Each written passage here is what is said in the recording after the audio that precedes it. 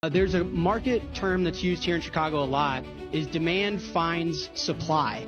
What do I mean by that? If Ken Griffin is going to want to buy the most expensive condo in America, someone will build it for him. Someone will put a 201st floor in Miami's tallest building.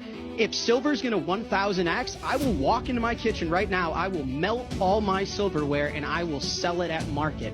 If gold is going to rally, Elon Musk will find more on Mars. Bitcoin is, this is a super important point, Bitcoin is the only monetary instrument in the history of our species that is fixed. It does not matter how much more demand comes into the asset class, Kelly. No one will ever be able to make more of it. There are two things I can guarantee you in my life. One, that I'll die, and the other, that there will only ever be 21 million Bitcoin. And those are what's the two things that I can only value as my life and my Bitcoin.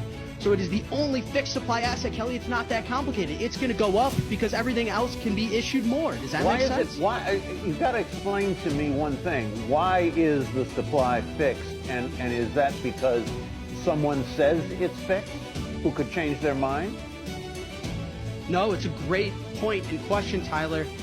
It's because it's written in the software and the software is distributed. There is no one person to ask. There is no one person to trust. The whole decentralization, is it decentralized so that you could put pictures and NFTs on the blockchain? Is it decentralized so that you could fix gaming? No, it's decentralized so that the defendants of the monetary policy are distributed, is so that it's a network of computers that actually defend the policy and instrumentation of the monetary asset.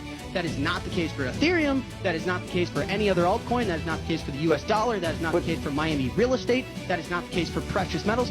It is the only monetary instrument that has its monetary policy distributed and defended in a sound way. Forgive me for being dense, so but if you say that, that it's because this is the way the software is written and it is immutable, it is unchanged.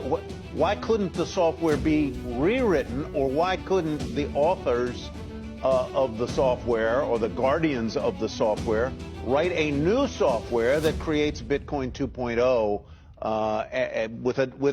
with another fixed supply of Bitcoin? Yeah. So Tyler, I run Bitcoin software, and someone tried to do this. I want you to Google Bitcoin Cash after this interview is over. Someone said, I want to change the rules of Bitcoin.